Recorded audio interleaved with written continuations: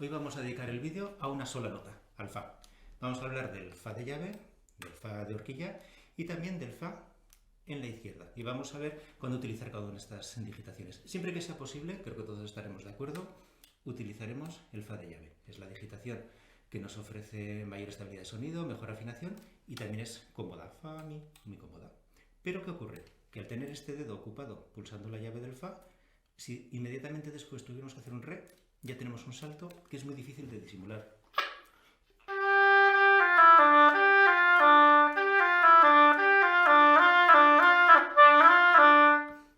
Si quiero hacer Re, Fa, es mucho más difícil de sincronizar los dedos que en el resto de las digitaciones. Ahí es cuando nos aparece la utilidad del Fa de horquilla, perdón.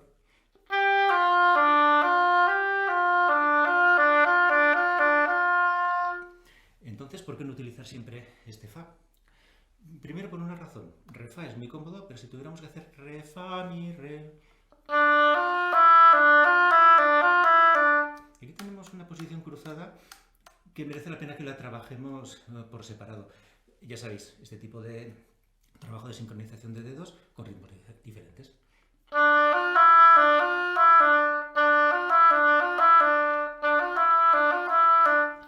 Hasta limpiar la posición. Ese es un pequeño problema que puede tener el Fa de horquilla. Se trabaja aparte y ya está.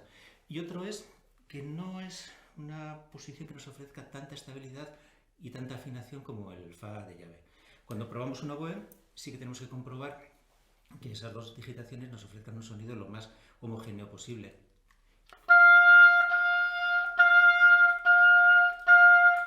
En este caso está bastante bien. Tenéis que chequearlo en vuestro oboe.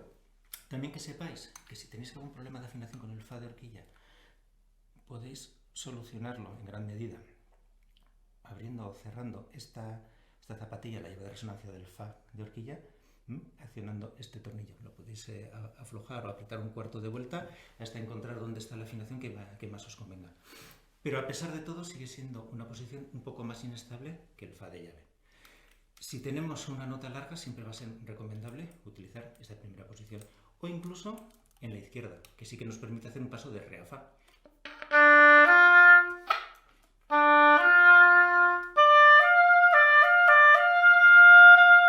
Pero también cuidado con esta, por no utilizarla sistemáticamente, porque a veces, sobre todo cuando estamos leyendo a primera vista, nos puede meter en un callejón sin salida. Por ejemplo, si tuviéramos que hacer Re, Fa, Mi bemol, Re bemol...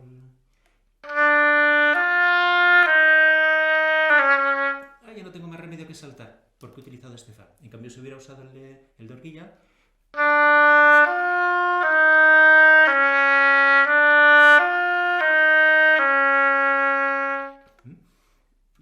Al tener el Fa de horquilla, tengo este dedo libre para coger el Mi bemol y de ahí puedo ir al Re bemol.